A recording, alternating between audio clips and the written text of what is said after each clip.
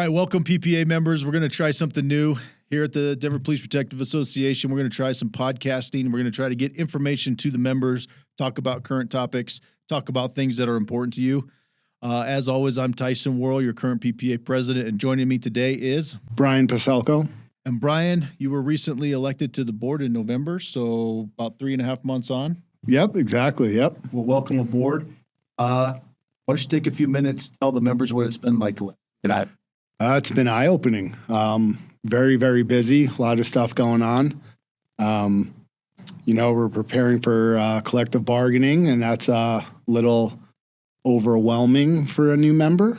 It's been very insightful to see what we can bargain and what we can't bargain. So certain things are on the table, certain things are off the table, which we'll probably get into today. A lot of stuff in relation to internal affairs, a lot of phone calls. It's really a 24/7 job. It is. And you had a background coming from internal affairs previously, so you were familiar with how the internal affairs process worked. Yes. Little different sitting on the other side of the table. Absolutely. What are some of the challenges that you've found? Right now, the biggest challenge I think we're having is members reaching out to us well in advance of their interviews. It seems to be a lot of last minute stuff where either they get to internal affairs and they are overwhelmed and uncomfortable, or sometimes even the investigator will reach out to us on their behalf because there is a lot of significance to the questions being asked and how they're answered. That's right. And so, we want to be prepared when we go down to rep somebody. We want to make sure that we have enough lead time to be prepared on behalf of our members. So it is important that members reach out to us. Yes. It's important that we can be prepared and try to help those people the best that they can. What else has been what have you noticed that you thought was something that you didn't expect?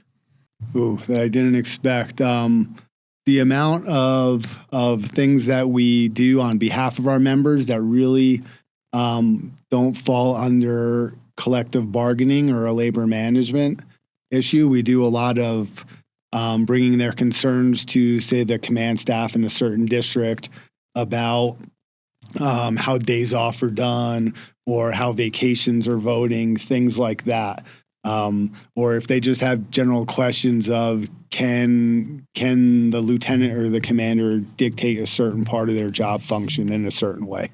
And so that a lot of those things go unnoticed, which is why we're trying to do some podcasts, connect with our members a little bit more, so they have a little bit of understanding that, we are working every day. Every day, in addition to our normal jobs, we are solving problems for our members, reaching out to people, making phone calls, talking to people, doing those things. When somebody brings something to our attention, we're doing our best to address that. Absolutely.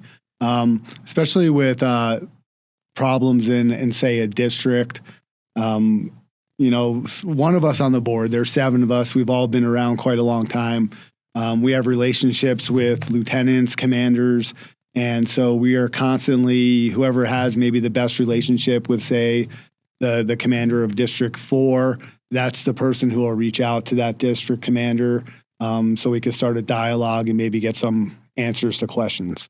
And we found that it's the best course of action to solve a problem is go directly to where that conflict is occurring, right? Absolutely. The first thing we want to do is obviously there's always 2 sides to every story. Sometimes just by reaching out, the command officers can understand that their message wasn't delivered properly, that the troops may be hearing something different than what they wanted them to hear.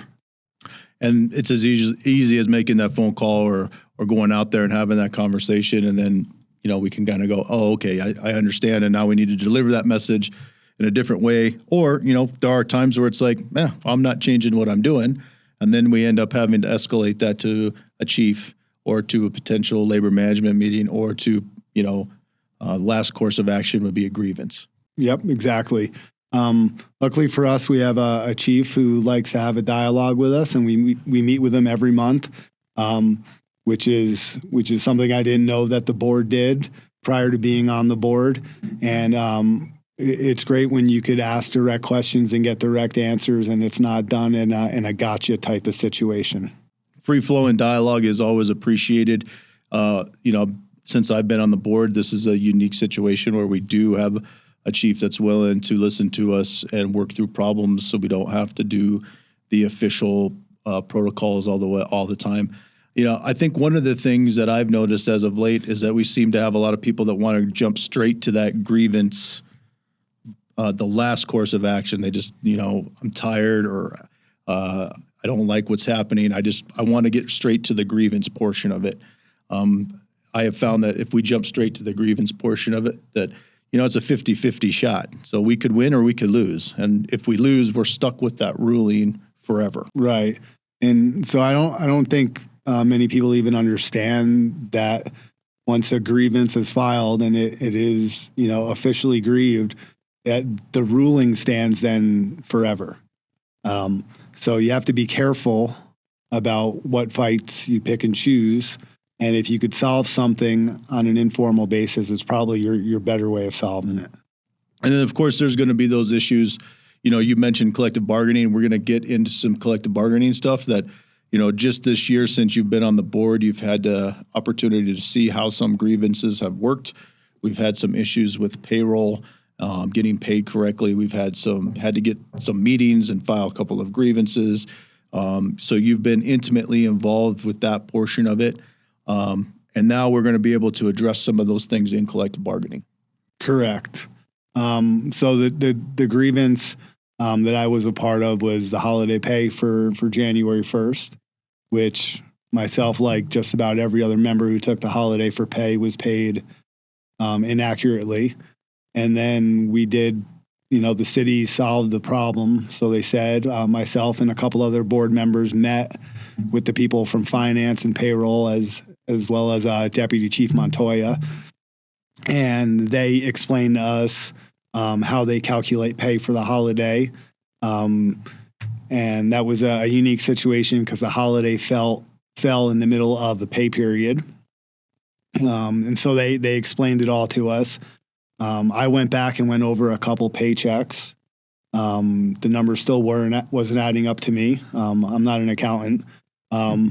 And then I reached out to one of our lawyers, our collective bargaining attorney, and I had about an hour conversation where he explained to me how they come up with that pay. And it was a little bit over my head. But I understood where he was coming from and understood the method at the end of it. And so that's a great segue. So it's been brought up, we're going into collective bargaining. We're going to start in July. It's come up several times since the beginning of the year where members have sent us letters or made comments or said, don't you think it's time that we get a professional negotiator to do our collective bargaining? I brought with this who our attorneys are. And so I want to make it clear to everybody out there that's tuned in and listening that we do have professional negotiators and have used professional negotiators every bargaining that I've been a part of. And our bargaining attorney that's going to be doing our collective bargaining this year is the same one that helped us last year. His name's Ryan Lufkin. We use a law firm out of Portland. So, that I've heard several comments about that too. Why are we shouldn't use an attorney that's here locally because they could be influenced by the politics and so on and so forth. So wanted to address that and say, yes, we realize that. And that's why we have sought professional negotiators, lawyers that specialize in public sector collective bargaining, specifically law enforcement. So our law firm, are the group of lawyers that we hire for collective bargaining specialize in police collective bargaining and bargain for many different large metropolitan cities in the Western United States. So I think it's important. And you've spoke to Ryan. What is your initial intake? Very intelligent, very good at what he does. Very articulate. He's able to explain things to a police officer on a police officer's level, make it easy to understand. He knows our contract as good as anybody. Well, he knows it better than probably anybody on the board because he can quote it without looking it up. The rest of us have to look it up when we have a question. He also understands federal guidelines in relations to, workers' rights and contracts. So yeah, very impressive. But I think the thing that people probably want to know, if I could ask a question of you is, and for me too, because I haven't been ever part of a contract negotiation, is what is the role of the attorney and his people during the contract negotiations? And the board members are also a part of it. And what is their role? How are the two different roles and how do they work together? So our collective bargaining attorney will be our lead negotiator. So when we enter into bargaining, when we're in the room, we speak with one voice. Our lead negotiator will do all the talking. So you and I, if we are called upon to answer a question or give a presentation, then we will know in advance and be prepared to give that information across the table. But otherwise, the lead negotiator, who will be Ryan, is the one that's going to be speaking on our behalf throughout the bargaining of the contract. Okay, so he's the point man, and we're there to assist. Correct. And so he's also responsible for authoring all of the articles, making sure that we have the legal foundation that we need, whether that's contractually, whether that's labor law, or whatever the case may be. He is also responsible for making sure that we're in compliance with all of those things. Our job is to know what it is that we do for a living. So be professionals, be good at what we do, being professional police officers, knowing what we need to do our job correctly, knowing, what the rigors are of our job and what things that we can do and what we can bring to the table to clarify responses. I think a good example is kind of like the pay issue that you just went through, right? Being able to explain from the professional that's getting paid and say, hey, this is off and this is why I think it's off and this is why it's important that I get paid correctly, right? Or so providing that subject matter expert response, that's what the board is going to be there for. Okay, so we're not the lead negotiator, but we are the board, we are the oversight, we are the subject matter experts that are going to be there to ensure that we get the best deal possible. Now, as far as the contract, do we start with every article in the contract on day one with the city? And how does that process look as going through every specific article? Because obviously the most important one to 95% of us is always going to be pay. But our contract has many other things in it, when days off need to be posted, your vacation time, your sick time, your bereavement time. There are certain aspects of the contract that say what the city can and can't do, how you're compensated for posted hours change. So do we go through on day one, do we start with Article 1 or is it we just start where we're comfortable? How does that work? So a typical collective bargaining is going to look, and so I'm just going to back up. So where we're at currently in our collective bargaining process as of today is that the official action that we have taken is we have sent our demand to bargain. So we've sent the letter to the city saying we are going to exercise our right as the official bargaining unit for the Denver Police to bargain our contract. So bargain our pay and benefits. So that is, we've sent the letter. The city has responded. They had said received. And so now the next official steps is going to be scheduling out those days and making sure that we get our 45 days worth of bargaining scheduled for the summer. Okay. So when you say 45 days, is that are we meeting every day with the city to bargain? Is that over an 8-week period or how does that look? So it's typically going to start like July 1, and then we're going to look out into the future. So it's 45 days of bargaining. So we're not going to meet with the city every single day. So we're not going to meet with the city and sit across the table and bargain back and forth every single day. So a bargaining week might look like we meet on a Monday. And so to your original question, what does that look like?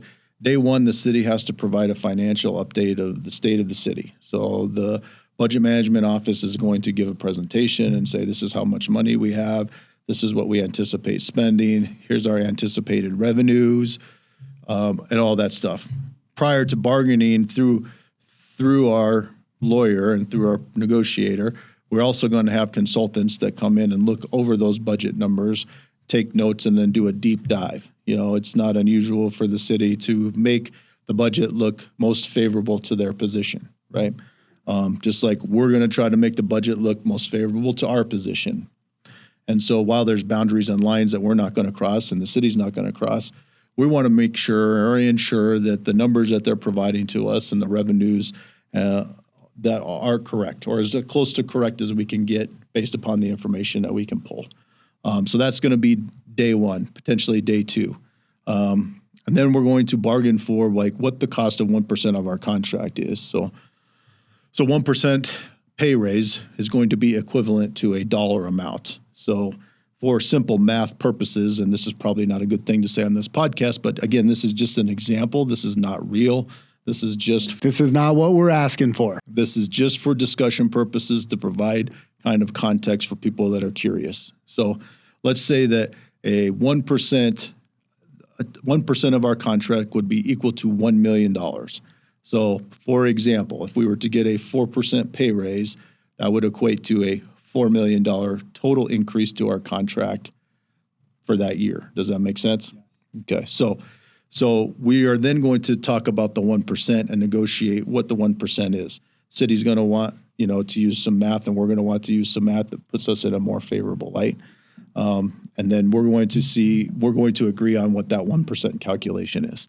So when we look at comparable contracts, then now we can do more of an apples to apples comparison as far as what the actual money looks like from contract to contract. And when you say comparable contracts, so going in prior to stepping in day one, we have done our homework to find out what other agencies in the Denver area are making, what their contracts are worth, what their pay is. And we also look at comparable cities throughout the country, correct? Yeah, per the charter, we have to use both local comparables and national comparables. We do have a grievance arbitration. The arbiter ruled that the local comparables are weighted more heavily than the national comparables. So while we still have to look at both of them as comparables, the local comparables are going to weigh more heavy on a decision if we end up in an arbitration situation. Right.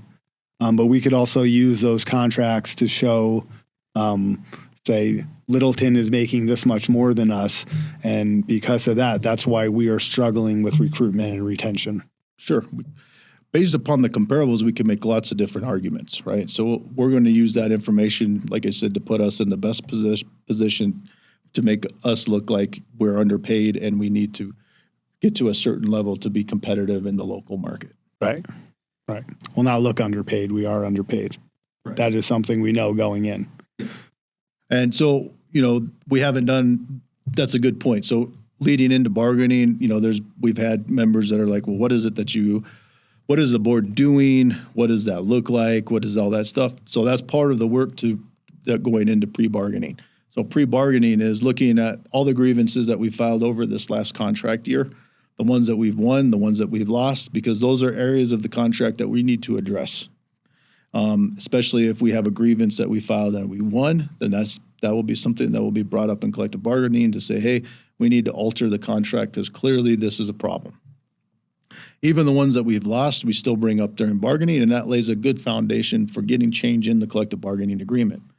It's also why it's important that when members have grievances, that they bring it to our attention in a timely manner, because during the contract period, we want to make sure that we're addressing any of the wrongs that we can right through the grievance process. And so now that we're talking about grievances, I would venture to say that a large portion of our membership doesn't understand what a grievance is.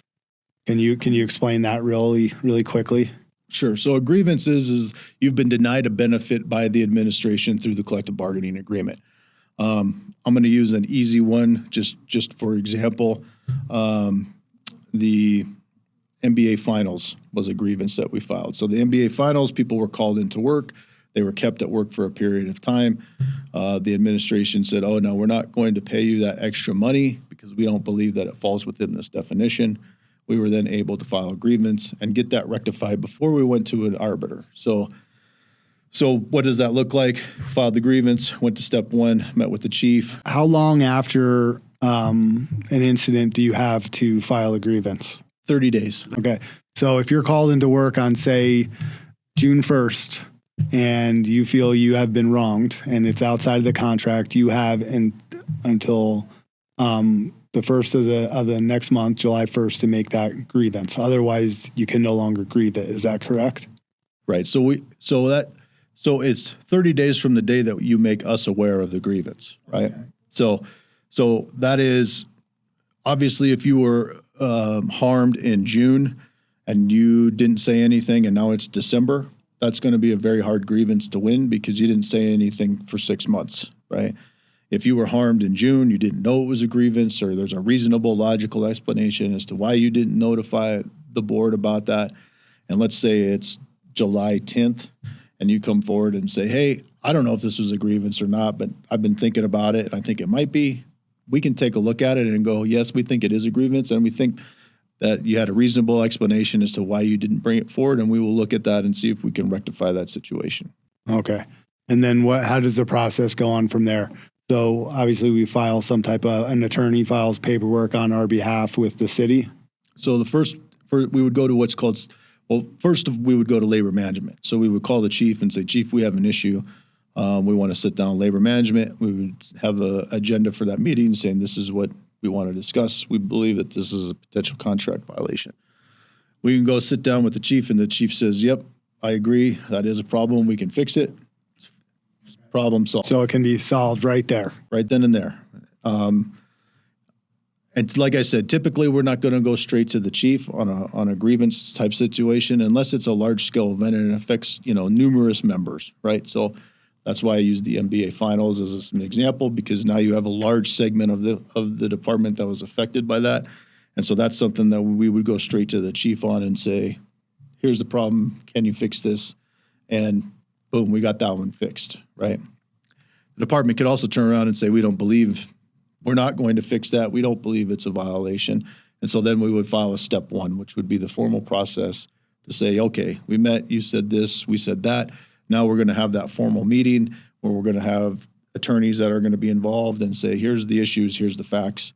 And if at step one, you can still resolve it. So even at step one, there still can be, you can still come to resolution and we can agree to say, yes, we're going to fix it, or we're going to fix it in this way, or we're not going to fix it and we're moving on. So since it's a grievance, it's a contract, we're presuming it's a contract violation is what we're saying. Do we use the same attorney for that, or do we have different attorneys? We would typically use our collective bargaining attorney for a grievance of the contract. And so we could get it resolved at step one. If we can't get it resolved at step one, then we're going to ask the deputy chief to respond to us in writing and say, we're not going to resolve this and we're moving on. And then we'll have another correspondence going back and say, okay, we're filing step two grievance. Step two grievance is going to go to the chief of police. He's going to have to officially write down and say, this is why I don't think it is. And if we can't resolve it after step two, then we are going to go to a grievance hearing. Okay. And then who's a part of the grievance hearing? So it'd be us, our attorney, so members of the board, and then it would also be an affected party. So we will need a member to sign on the dotted line and say, yes, I've been affected. There's been a violation of the contract. So they're in essence the plaintiff. They have to get it started. Yes. Can the board start a grievance process without a plaintiff or a complainant? Can we do it on behalf of our old membership? How does that work? The board can call labor management on behalf of the entire membership. If we move forward for a grievance, we will need a grievant. Okay, you'll need a specific person who's been harmed by the events of management. Correct. So we can resolve it at labor management. We don't need a grievant. If we can't resolve it at labor management, then we will need somebody to sign on the dotted line and be the grievant. Okay, fair enough. And so if we go through the arbitration process, then we will use Western States Arbiter Association. And so the process for picking an arbiter is basically the city will strike an arbiter, we'll strike an arbiter, and whoever's left, that's who the arbiter will be. And who covers the cost of arbitration? The members do. So every time we go to arbitration, that's what some of your dues are going for. Correct. That will come out of dues to file a grievance and go to an arbitration hearing will come out of the dues. And so that's how that's paid for. And then through the course of, so then it's set for hearing, and then it's just like a hearing like we would go to court. And the arbiter sits as the judge and everybody presents their case. And then the arbiter will make a ruling. The arbiter has 30 days from the end of the hearing to present their ruling in writing.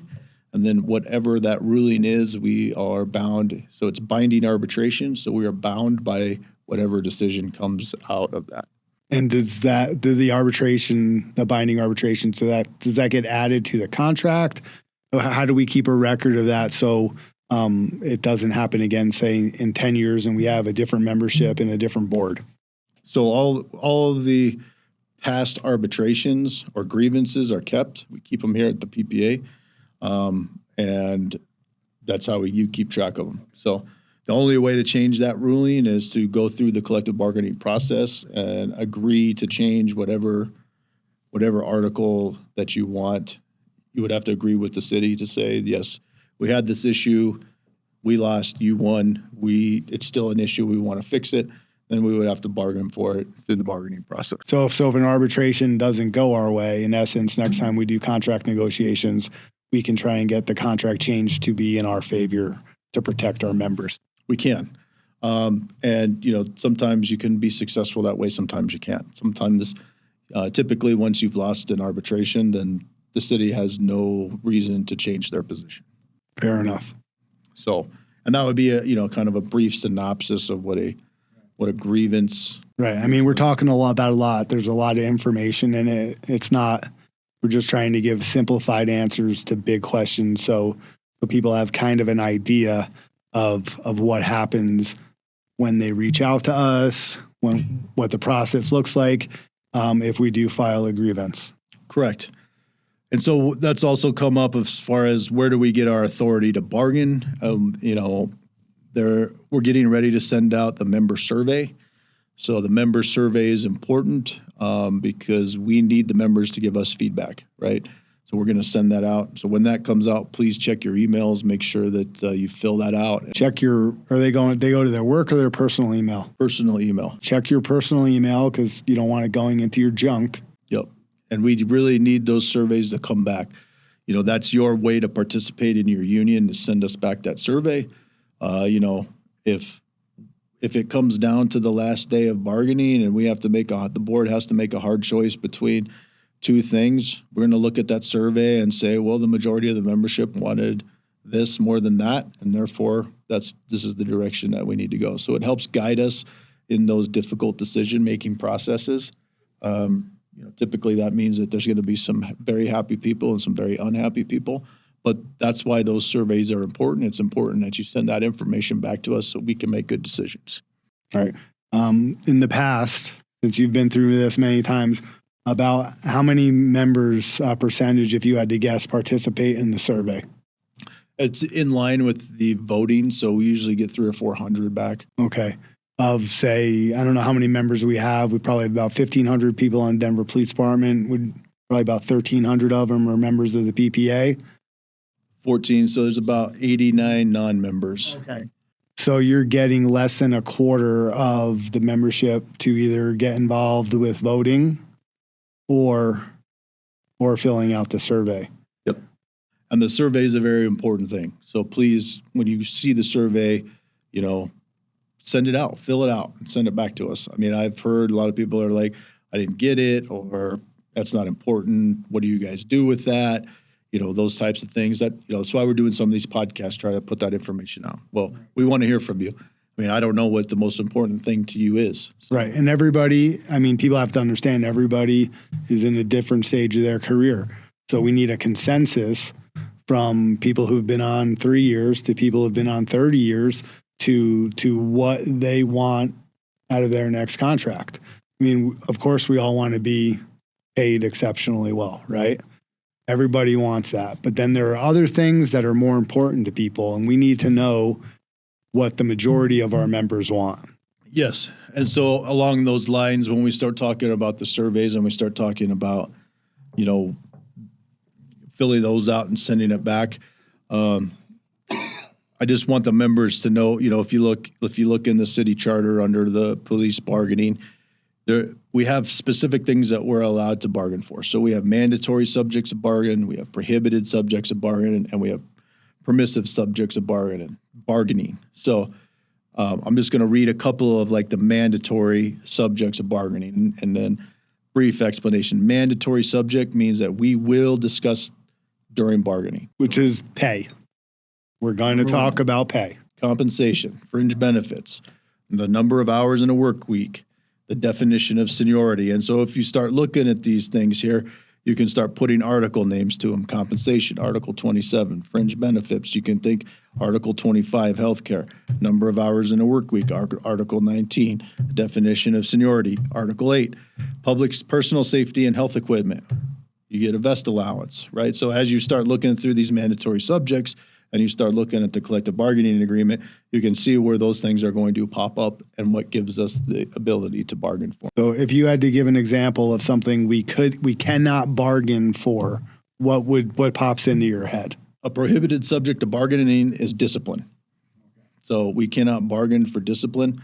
I know that we have a lot of laterals that have come here and are shocked. They're like, what do you mean you can't bargain for discipline? Well, it's as part of our city charter, discipline was put in a prohibited subject of bargaining. So we cannot talk about discipline with the city.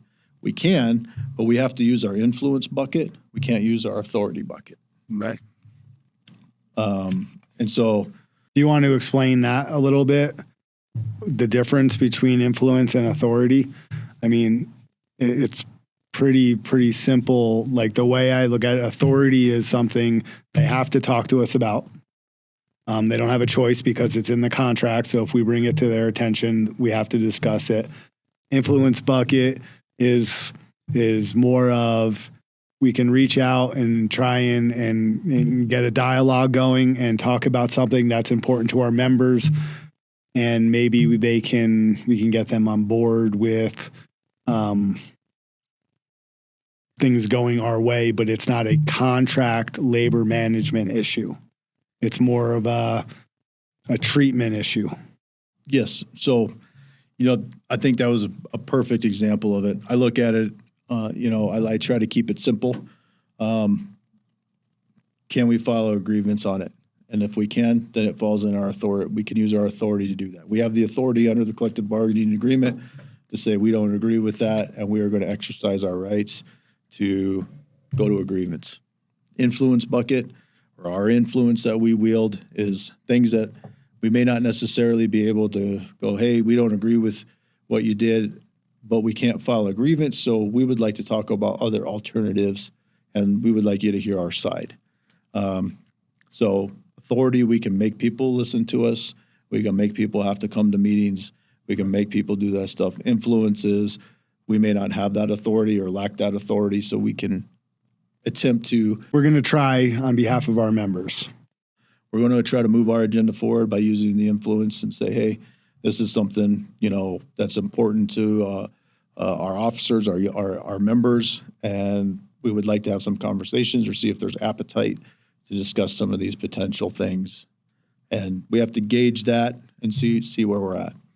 You know, and as your union, we also, you know, have capital. So we have dollars in the bank that we can spend with people because we donated to their charity, or we showed up and helped them with their event, or we did things like that.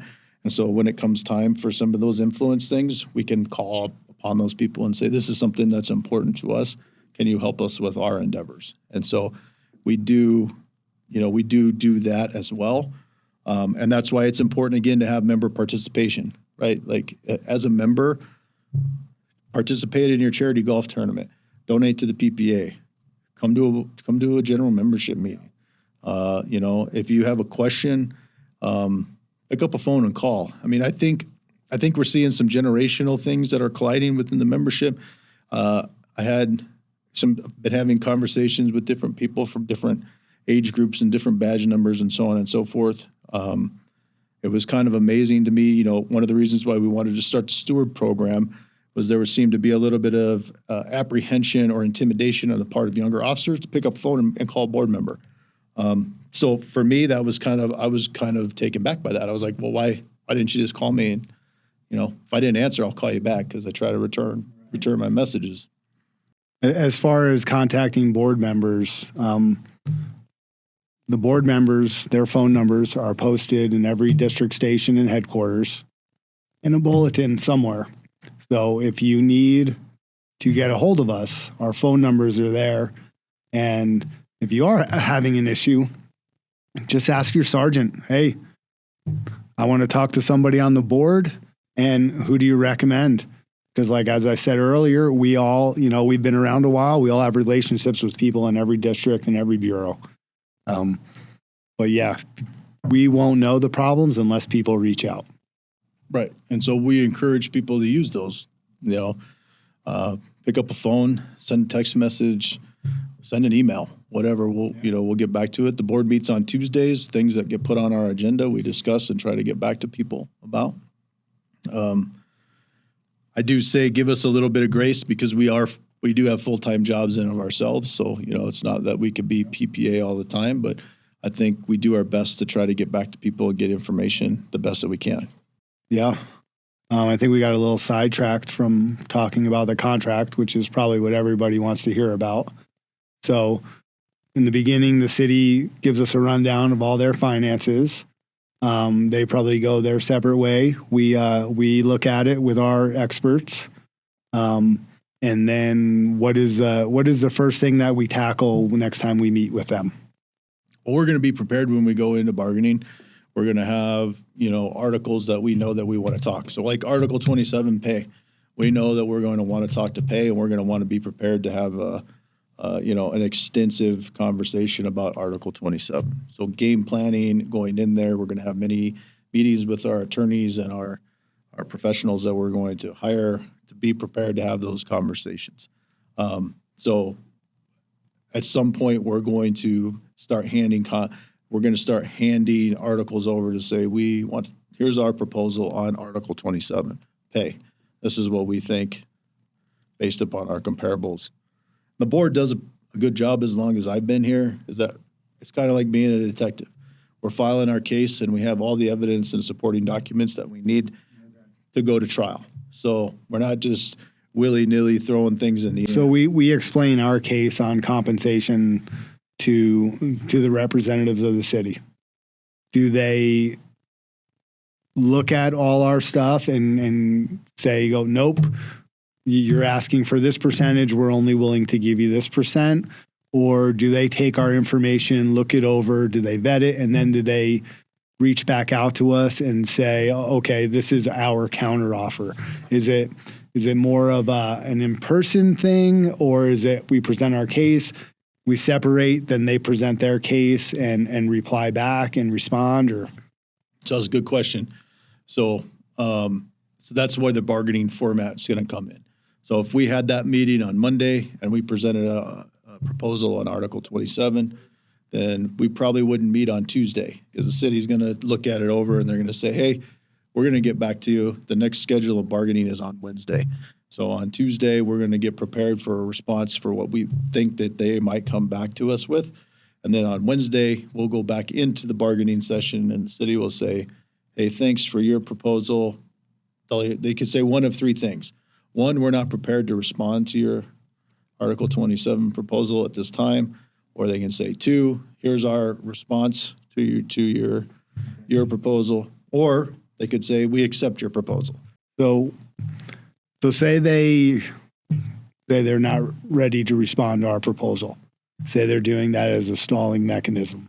What happens if we get to 45 days of contract negotiations and we haven't been able to talk about everything that is permissible under the contract negotiations? What happens at that point? Or Is it extended or are we out of time? No, we have got to get bargaining done within the 45-day. So 40, it's a rigid, you have 45 days to come up with a contract with the city that we can present to our members to vote on. Yes. So under your scenario, we will, let's just go back. So if the city came back on Wednesday and said, we're not prepared to discuss Article 27, or we're not going to counter your proposal, well, then we would be prepared to continue to move forward. Okay, well, here's a proposal on Article 25. So we're going to hand over a proposal on Article 25. We're not going to allow the city to stall us out, because we're going to continue to move forward. So we're going to get, by the time we get to the end, they have got to have some response for. Are there, in your experience, any articles in the past that we, I don't know if this is the right way to describe it, kind of like agree to, because they don't have something that we want to change?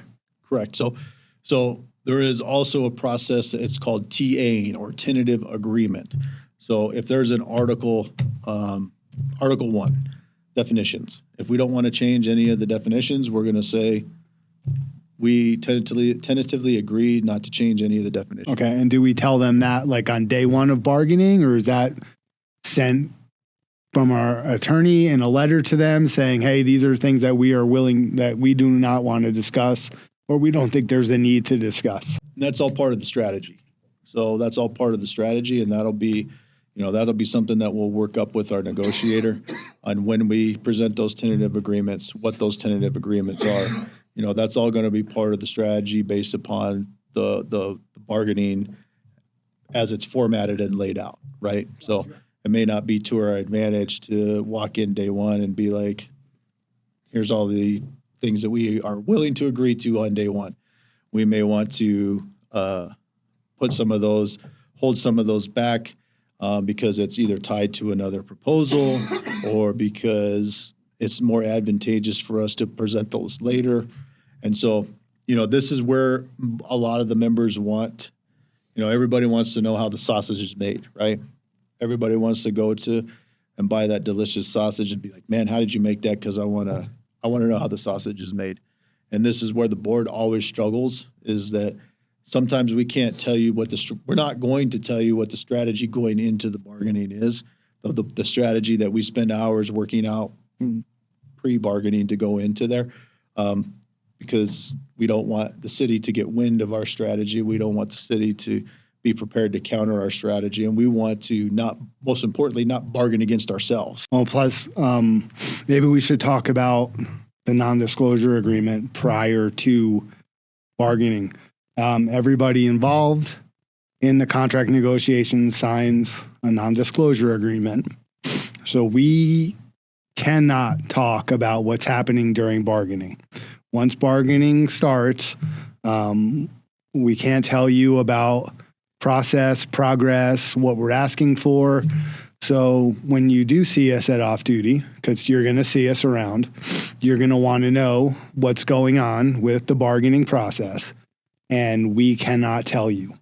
You're going to be hearing rumors about how things are going, and it's not going to be coming from anybody on the board, because if we violate that, well, tell them what happens if we violate the non-disclosure agreement. Well, the city can void it. Right. So when you do see us around headquarters or a district station or working off duty somewhere, we're not being rude, and we're not trying to be secretive, and we're not trying to act like we're above you. We are doing it to protect the contract, because if we violate that, who knows where that's going to go. Yeah, and the most important thing is that we protect all of us. The contract we're bargaining is our pay and benefits as well. So we want to make sure that we're doing the best that we can for everyone involved. And one of the pitfalls could be, if you speak up and say something that you shouldn't, there could be extreme consequences for that. And to your point, it has nothing to be. We're not trying to be rude or arrogant or any of those other things. It's just simply we can't talk about it. And trust me, it's difficult, because every time you go somewhere, every time you see somebody, or somebody's going to call you and say, hey, what about this? What about that? And, we're not going to divulge anything that goes on because it's closed bargaining. So closed bargaining means that outside entities, even our members, are not allowed in. So our members aren't allowed in, just like city council's not allowed in, right? And so it's designed so we can have open dialogue in the room and really work down towards the issues and come out with the best possible contract that we can get. So we've gone through the contract. We've come to, say, an agreement with a contract where we've gone through every article. We think it's a fair contract. What happens at that point? So if we come to a deal, so in that 45 days, we're like, great. We end up coming to a deal and the board is satisfied. Our lead negotiator is satisfied. It looks like we're at a spot where we've got everything that we can get. We're going to say, great, we tentatively agree to all of these articles. Then we're going to start the ratification process. So ratification process is we're going to do informational sessions. So we're going to send out to the membership saying, hey, we've reached a tentative agreement with the city, and now we need to present that agreement to you so you can come to the PPA, you can get an informational session, you can learn about the contract, and then you can vote yes or no. So you can vote yes, I want this pay package, I want this contract. No, I do not want. So what happens if the majority of our members vote no? Well, then we would have to go back to the city and say we could not ratify, and we would want to go back and bargain some more. Is this allowed after that 45-day bargaining session is over? So if we don't ratify, so we vote no and vote the contract down and we don't ratify, we're basically going to set an arbitration date. So we're basically going to say we're going to arbitration because our members didn't ratify it. During that period of time between not ratifying and when the arbitration starts, you're still allowed to engage the city, but they're under no obligation to meet with us. So we can engage the city and say, hey, what about this? Hey, what about that? Can we do this? Can we do that? Hey, will you come meet with us and maybe we could work out a few details here and there. But like I said, they're not under obligation to go back to a bargaining session. And so we can still work something out before that arbitration date gets there. But once the arbitration date gets there, then we're going to hearing. So we didn't work anything out with the city. Now we're in arbitration. So what's the process for that? We submit a contract, the city submits a contract, and we have a trial? So you're going to go, so when the arbitration date gets there, you're going to submit what's called your last best offer. So us, the union, we're going to put together our last best offer, what we're willing to accept the contract. We're going to submit that to the arbiter. The city's going to put together their last best offer, what they're willing to settle for, and they're going to submit that to the arbiter. And the arbiter has to choose between those two contracts. Okay. Do they choose the entire contract or do they go article by article? They cannot split the baby. So the arbiter can't say, hey, I like the union's Article 27 and I like the city's Article 25. Can't do that. They have to choose between either our last best offer or the city's last best offer. Okay. As far as, say, compensation, say their best offer is 2% and our best offer is 6%. Does the arbitrator have to pick one of those percentages? He's got to pick one contract. He can't go and say, you know what, they're offering 2, you want 6, I'm going to give you 4, right? Correct. So the arbiter would pick, I'm awarding the city's contract, which would be a 2% pay raise. Okay. So now that we have a kind of a brief understanding of arbitration where we don't ratify the contract, say we don't come to an agreement with the city and we go to arbitration without any type of agreement with the city, how do we come up with our last best offer? Well, we're going to submit our last best offer based, like I said, we're detectives filing cases. So we're going to submit our last best offer based upon all the supporting documentation that we have, using our knowledge base, knowing that local comparables are going to weigh heavily more than national comparables.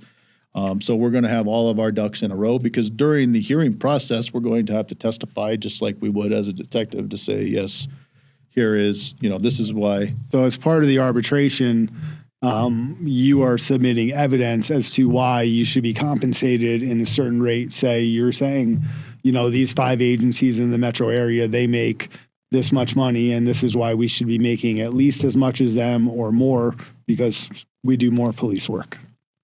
That could be a potential scenario, yes. But so the amount of police work that you do is an arbitrary number. So we try to convert things into, like I said, apples to apples comparison. And so people hear us talk about total compensation, and total compensation is a better, more accurate overlay of what your pay and benefits package looks like, more than just one particular article of the contract. And that's something, I've been here, 25 years, and we always hear about total benefit package or total compensation of the contract. So I don't think the membership may understand that everything in the contract has a cost, correct? Correct. Can you give them an idea of how we break down the cost to certain things and where that comes from? So that goes back to the 1% calculation. So if we're saying that 1% is equal to $1 million, then every article that we present, pay, holiday pay, vacation time, comp time, all of those things are converted into a 1% calculation. And then you get all the way to the end of that spreadsheet, and that's going to give you a total compensation number. And that's where you can start looking at how you totally compare to other places. And that's, so I've heard a lot of members say, well, I don't really care what that means because so-and-so makes more money than I do. And I was like, that's true. But if we were going to make that argument to say, we want pay to reflect this, okay, well, are you willing to give up your holiday pay? Because you're going to get less holiday pay money in order to get more. Right, because everything has a cost. Everything has a cost. Like I would explain it like ASL for us. That is a big thing that we have that most agencies don't have, right? Where you could take that for pay the next year, or you could take the extra vacation blocks, but that costs money. Yeah, everything is broken down into a dollar amount. Everything in the contract, we break it down to a dollar amount.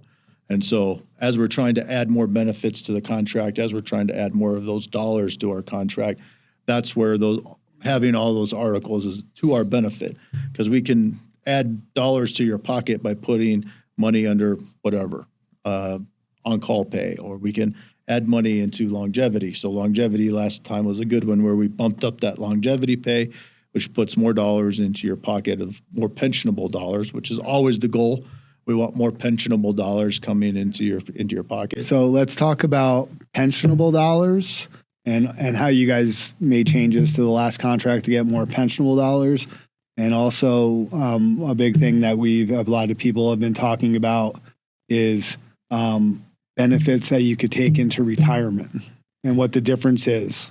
So stipends. So let's talk about stipends. So if you look at the specialty pays for forever and a day, specialty pays were represented as a stipend. So it was $150 a month to be a bond handler. It was $75 a month to be a motor cop. It was $200 to be the chief helicopter pilot. And those were represented as stipends. So you received an additional $7,500, $150, $200 a month. That money was not pensionable dollars. So it was just dollars that they would add onto your paycheck that didn't count to your base salary. So it didn't count towards your roll-ups, didn't count towards your overtime costs, or any of those other benefits that are represented in the contract. So what we did was convert all of those salaries that included the stipends to percentages. By converting all of those salaries to percentages, taking into account that additional monies that you were already making in the form of a stipend, now it became a regular recurring remuneration that was part of your base salary calculation. Also, then when you worked overtime or holiday or anything else, then your regular rate of pay was based upon those dollars that you were earning that used to be a stipend. So it pays you today, it will pay you tomorrow, and then it will pay you into retirement. So basically we converted those stipends into percentages which made them pensionable. And so that boosted your pensionable dollars up. So when you leave and you look and you do your pension calculations, instead of whatever $100,000 a year, you were making $102,000 a year because those stipends were converted into percentages. Right. And then the other thing was the longevity pay. And so converting the longevity pay, going up to $20 a month for longevity pay, if you're 30 years or more, then you're getting $7,200 a year in pensionable dollars that is added to your salary.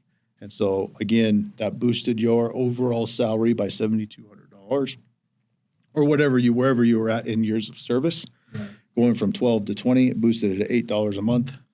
And everybody's different because everybody's in a different year of service. And then that made that part of your pensionable earnings that's reported to FPPA. And so again, when you were doing your retirement calculations, you would look at that and say, oh, okay, so instead of whatever, $100,000, now I'm at $107,000. And that was money that your pension would be based on in the future. Are there any other things in our contract, excuse me, that are items that you take into retirement? Or is it all just compensation? Let's see, currently just compensation. So once you separate, retire, the only thing that you'll take into retirement currently is your pension. But, those are all things to discuss.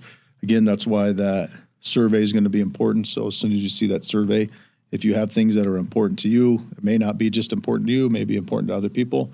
And if it's important to a lot of people, then it should be represented on the survey. And if there's something that guys want to see on the survey, they should reach out to us so we can put it on there, correct? And at the bottom of the survey, there's a place there's a write-in box.